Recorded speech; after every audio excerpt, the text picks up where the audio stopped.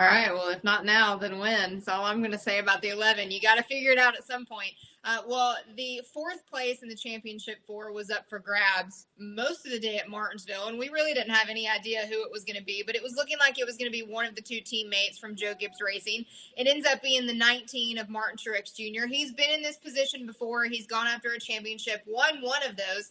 Steve, what's your confidence level with James Small, Martin Truex Jr. in the 19? So my confidence in the 19 goes up with practice and qualifying. I think this is a team that is a little inconsistent hitting the track on Sunday morning to start the race. And when they hit it, they're really, really good. And when they miss it, they get better, but it's too much to gain in too short of a period of time.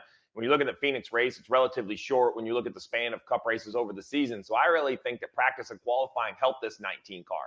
I think Truex's demeanor is very laid back, very even keel. I think he's not going to make practice any more than it needs to be, and he's going to go out there and give good feedback. I think James Small is a very, very smart crew chief. If you give him a little extra time, I think some of these unanswered questions that perhaps hurt them week in and week out, he can check off the list and be more prepared. Now, qualifying is an interesting point, though, because we consistently see these guys start up front all the time because of the metric and how it's measured week in and week out.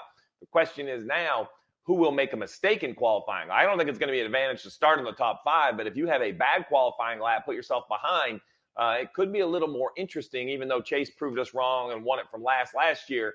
I do think practice is going to be the key for Martin Truex Jr. in the 19. He won there in the spring, but there's more distance between the two Phoenix races than there are between the last race of the year and the first Phoenix of next year. I mean, this race is completely spread out. So I think practice is going to be a big advantage. Practice? Are we talking practice? We talking about practice? Talk about practice. Finally, I've been waiting. Never did I think I would miss practice, and here I am missing practice. Yeah, practice makes perfect, especially when it comes to the 19. So, Mamba, your confidence level in MTJ? I don't know. I don't. I really don't. I mean, they've been inconsistent this year. They've shown speed at random times. I feel like I don't know where they're at. They've made it, though. They're made it. They're battle tested. They are here. There's 36 other guys that aren't, so they got a shot.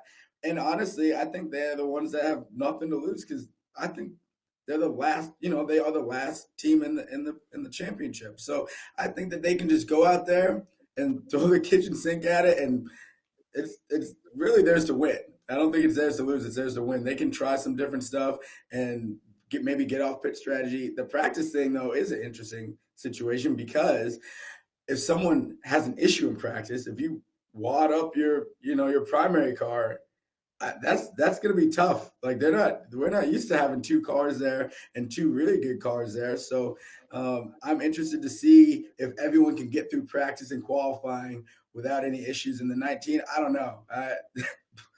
Go for it, boys. Get after it.